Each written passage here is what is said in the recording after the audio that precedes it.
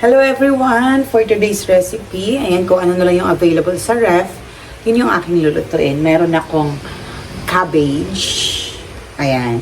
Meron akong onion leeks, at saka green chili. Prepare din ako ng minced garlic and ginger. Wala pong onion. Ginger yung gagamitin ko ngayon. And then ang aking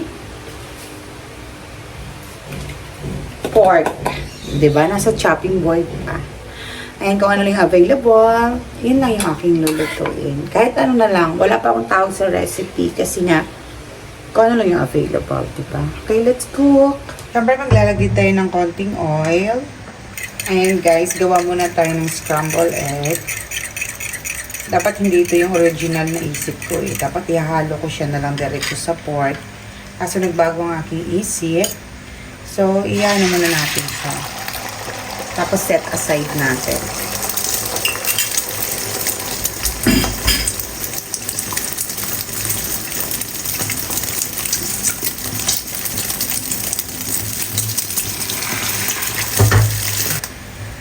Siyempre, i-flip natin.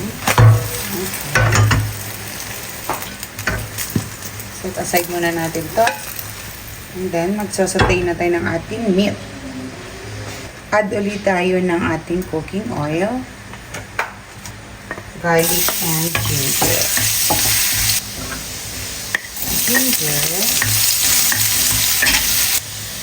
Add natin ang ating pork.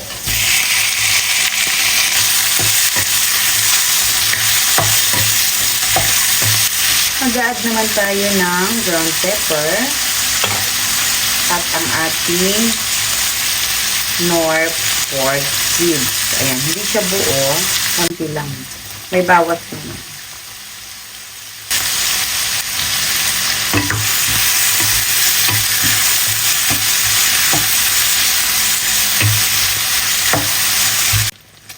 Ilalagay ko na ang ating green chili. Para hindi siya ganun pa ang maluluto yung green chili ng maayos.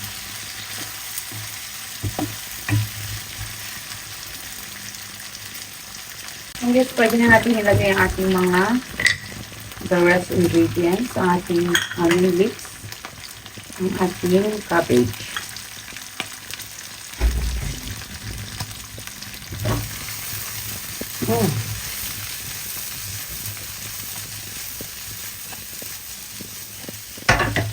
Sayang. Lalagyan lang tayo ng konting oyster sauce, ang ating liquid seasoning,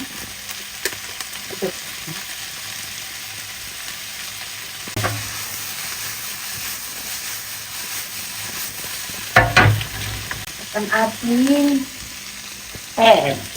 Ayan.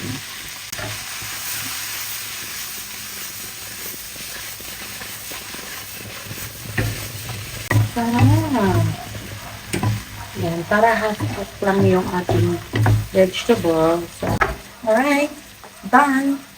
Ayan na ang aking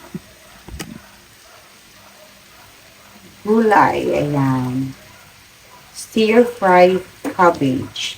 Stir-fry pork with cabbage, onion leeks, and eggs. O, diba dami?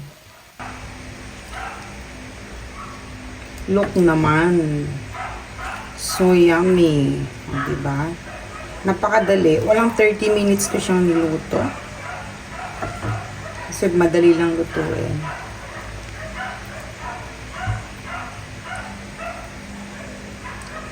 Ayan na. Ang ating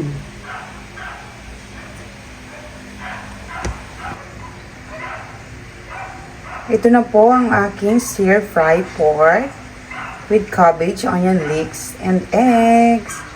Ayan na guys. Pero syempre, magluluto ako ng partner nito. Magluluto ako ng paksiw na isda. May bisugo ako dyan. Yun yung ipapaksiw ko. Ayan, magpapaksiw ako ng bisugo partner sa aking stir-fry na vegetable. Maglalagay lang tayo ng paminta. Mahilig talaga ako sa paminta. Kaya marami akong maglagay. Ang ating salt. Ayan, salt. Ang ating sibuyas. Luya. bawang, ang ating kamatis. Yan. Ang ating green chili, syempre. Ang ating eggplant, guys. Ayan, kasi may eggplant ako. Maglalagay ako ng eggplant.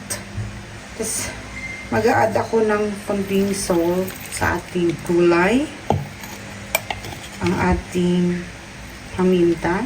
Maglalagay din pala ako ng oil sa aking paksiw. Pero gagamitin ko yung used oil para malasa. May used oil kasi ako dito. Ito yung pampalasa. Oh. Used oil. Siyempre, ang ating suka. Ayan, vinegar. Yung kakain nito, ayaw nang may halong tubig. Gusto niya pure vinegar ang halo. So, ayan ang ating paksiw. Dito ko na siya niluto kasi konti lang naman. Para maganda rin sa video, kuhang-kuha. O siya. Atin ang lulutuin. Okay. Kukubera natin. Ayan. Nagmi-mix naman yan itself. Okay guys, ayan na nagpaksiw.